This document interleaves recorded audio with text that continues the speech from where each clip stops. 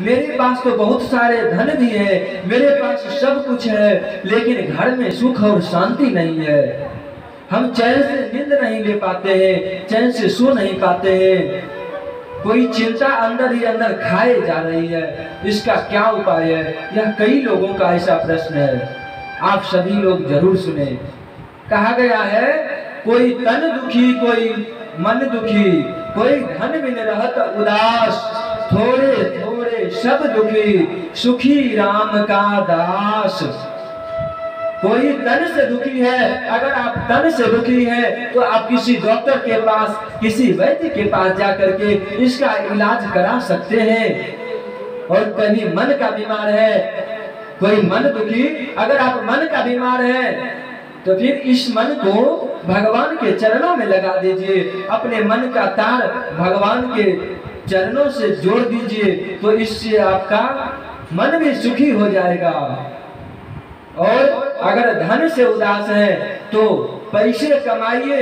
हम कहते हैं अगर लाख रुपये महीने कमाते हो तो 10 लाख रुपये महीने कमाओ, लेकिन अपने अंदर सिर पर बोझ डाल करके नहीं। बस पैसे कमाओ, लेकिन अपने ऊपर बोझ नहीं होना चाहिए कि हमें ये इतना कमाना ही है। इसलिए पैसे कमाइए, बहुत अच्छी बात है।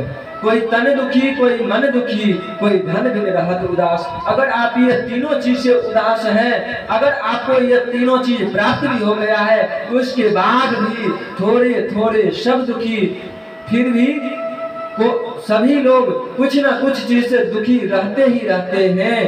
99% 99% लोग यह दुखी रहते ही हैं। और सुखी कौन है? जो तीनों है उसके साथ में सुखी राम का दास। हम ये नहीं कहते हैं कि आप सिर्फ भगवान की ही पूजा करें, हम ये कहते हैं कि अपना जितना ये काम है, ये संसार का सब काम भी करें और साथ में भगवान का नाम भी लें। इसी से आपका कल्याण भी हो जाएगा।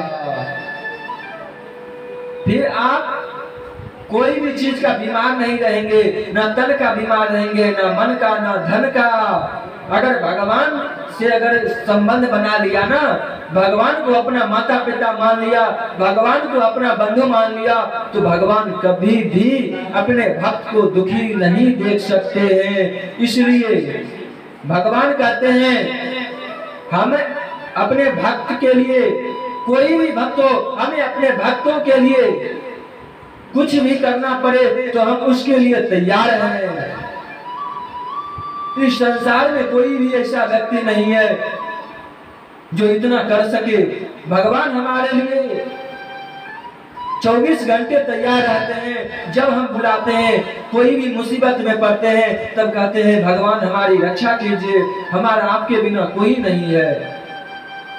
जो लोग भगवान को नहीं मानते हैं ना, नास्तिक लोग भी होते हैं, वह भी जब संकट से घिर जाते हैं ना, तब तो वो भी कहते हैं कि हे भगवान, भले ही मैं नहीं मानता हूं आपको, लेकिन हे प्रभु आप ही रक्षा कीजिए। जब मुसीबत पड़ता है, जब इस संसार के लोग जब कोई साथ नहीं देते हैं, तब वही भगवान को हम लोग याद करते हैं। और दुखी यही है कि हम भगवान को भूल जाते हैं। जरा सा धन मिल जाए, जरा सा वैभव मिल जाए, तो हम भगवान को भूल जाते हैं।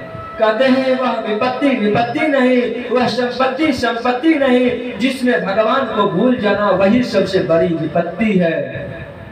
हमारे पास सब कुछ है, सब कुछ बने रहे और साथ में भगवान का अगर स्मरण बना रहे तो वही सबसे बड़ी संपत्ति है।